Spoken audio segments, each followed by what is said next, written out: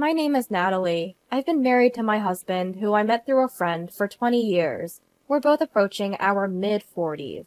We live with my husband, Smith, our daughter, Evelyn, our son, Watson, and my mother-in-law. Before we got married, my husband seemed like a caring and reliable man who loved his mother. However, after marriage, it became clear that my mother-in-law adored her only son, and he often prioritized her over our family. When I tried to talk to him about the tough treatment I received from mother-in-law, he would say, "My mom is right," and he wouldn't listen to me. Life was bearable when we lived separately from mother-in-law, but when our second child, our son, was born, my father-in-law passed away suddenly. Concerned for mother-in-law, my husband suggested we move in with her. Once we started living together, mother-in-law's attitude toward me worsened. We had 2 kids to look after, and now mother-in-law's living expenses were added to our budget.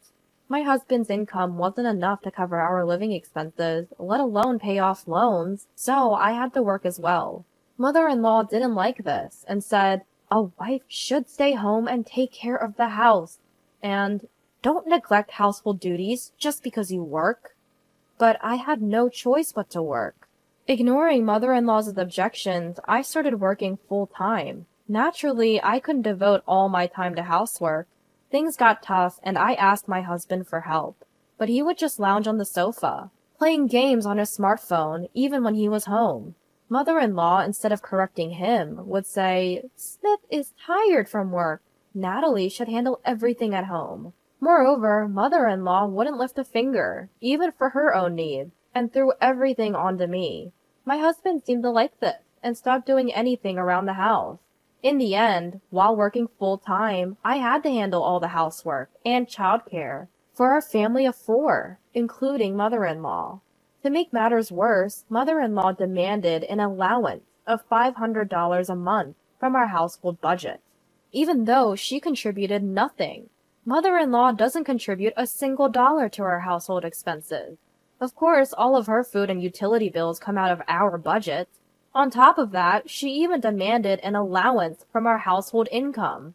Naturally, I refused. But mother-in-law argued, "The household income is Smith's earnings. You, as his wife, have no say in how it's spent." My husband backed her up, saying, "It's my money, so I can give it to my mom if I want to." Neither of them understood why I needed to work full-time. Yet, if I ever cut corners on housework due to my busy schedule, mother-in-law would criticize everything, from the meals I prepared to how I cleaned. "Oh, take out again tonight? Poor kids," she'd say. Or, "Natalie, your cleaning is really sloppy," criticizing me at every turn. Even when I asked for help with the kids, neither my husband nor mother-in-law would lift a finger. Mother-in-law's favorite line was, "When I was young, I did all the housework and childcare myself." She'd go on and on about how great she was as a wife and mother, and how I fell short in both roles.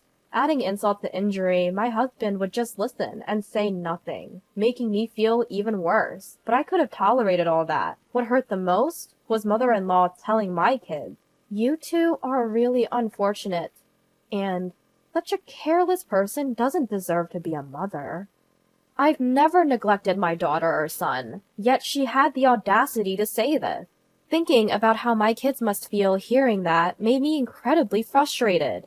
Then one day it came to light that my husband was having an affair. My husband, who neglected household duties because he was busy with work and just lounged around on his days off, had betrayed me. Even after this revelation, he blamed me, saying, "You're always nagging to help around the house, so I never get a break." Mother-in-law chimed in, "This happened because you're not a good enough wife." They even said, "If you have complaints, then leave." All my efforts to keep our home together felt like they had been for nothing. I felt something inside me break. As our marital discussions continued, I grew increasingly exhausted. Finally, during one of our talks, I said, "Fine, I'll leave this house." Upon hearing this, mother-in-law neither got angry nor surprised. She just laughed and said, "Oh, you're finally leaving. Well, it won't make much difference whether you're here or not." Even my husband was indifferent, saying, "With mom around, it's the same as if you were here. Do whatever you want." He probably planned to invite his affair partner home right away. They both seemed to think their lives wouldn't change a bit if I left. What had all my efforts for the family been for? I felt more empty than sad. It was probably all in vain. When the divorce was settled, I asked my kids, "What will you do?" My teenage daughter and son said, "We'll stay here. Grandma can handle things." "Don't you answer." "I'll stay too." Hearing their answers, mother-in-law smiled smugly. "Well, of course. Who'd want to go with a mother who can't even manage housework or childcare? Don't worry. I'll take care of everything perfectly from now on. Unlike you." She sneered. My husband just said, "I feel better leaving it to mom." In the end, I left the house without my kids. A few days later, as I was leaving, mother-in-law taunted, "Leaving your kids behind? You're the worst kind of wife." I left home while being ridiculed by mother-in-law. Months after leaving, I'd finally stabilized my life. Then, out of the blue, I got a call. "Natalie? Where are you?" It was mother-in-law. I left my contact info for the sake of my kids, but mother-in-law sounded frantic. "Why do you need to know? I have no relation to that house anymore." "What are you talking about? Our home is a mess because you left." According to mother-in-law, everything had gone downhill since I left. I was inwardly stunned. Unaware of my reaction, mother-in-law continued. "Every weekend, I have to accompany Watson to his soccer club. When there's a match, I even have to drive. And I have to buy drinks for everyone when it's our turn. Plus, there's the muddy uniforms to wash. No one told me parents had to polish soccer balls. Then there's driving Natalie to and from cram school, and it's costing extra for remedial classes. On top of that, Smith's income isn't enough to cover the mortgage, so now he's telling me to work. I had to get a part-time job. And Smith, when he gets home, he just lies on the sofa. He can't even put his dirty clothes in the laundry basket. I'm tired from working part-time, but he does nothing, saying he's tired. I have to do all the housework and laundry for the entire family by myself. And yet, all she does is complain about the food I make. Natalie, please come back." Clearly worn out, mother-in-law's voice was almost a scream, but I calmly responded. "Weren't you and Smith the ones who told me to leave? Weren't you supposed to handle everything perfectly on your own, unlike me?" I could tell mother-in-law was shocked on the other end of the phone. Her current situation was exactly where I had been just a few months ago, working to support the family, handling all the housework and childcare alone, and a husband who wouldn't help.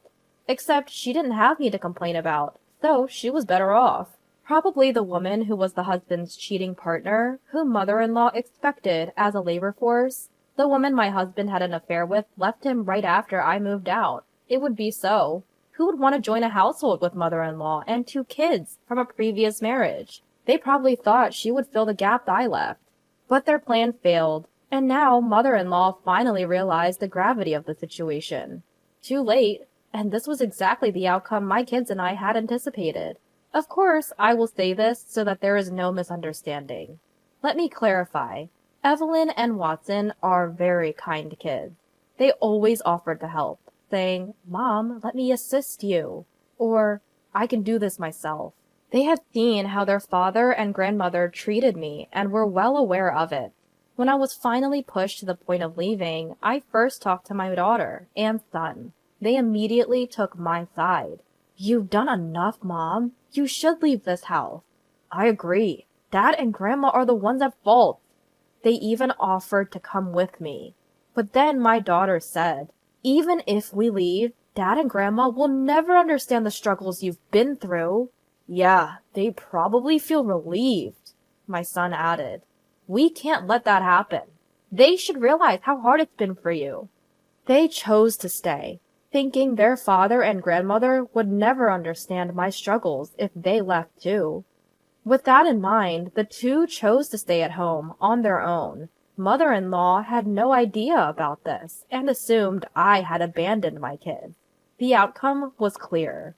I never had high hopes for my husband, but mother-in-law couldn't possibly replace me in supporting the family, doing housework, and raising kids. And with just my husband's income, they couldn't even manage the household finances, let alone the mortgage. Mother-in-law probably finally realized where her allowance had been coming from. I had been the one doing all the housework and taking care of the kids while working. My husband and mother-in-law did nothing but complain, pushing everything onto me. Now they must have felt firsthand what I had been juggling all along. I regularly received updates from my kids about the situation at home. I even heard from them that my husband's plans to remarry his affair partner had fallen through.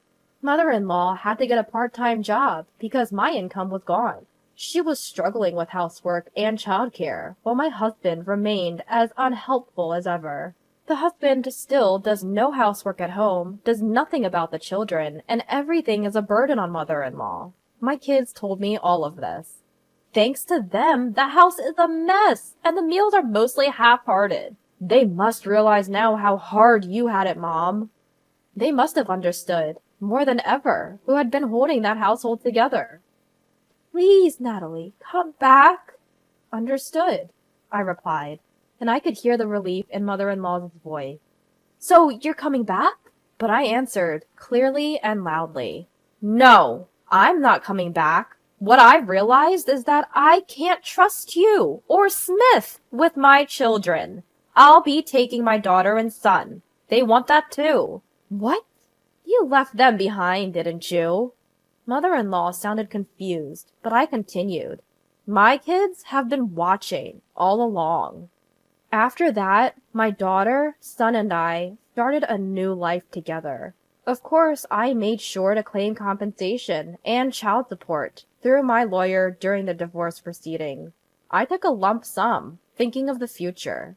My husband and mother-in-law had to give up their house because they paid the lump sum child support and fell behind on their mortgage. To add insult to injury, I later found out that the reason my husband didn't remarry his affair partner was that she already had a family. He ended up being sued for compensation in another divorce case, leading him into debt. Now they're living in a cramped apartment, blaming each other for their woes. It's sad for a family to end up like this. As for us, the three of us are living happily, supporting each other every step of the way.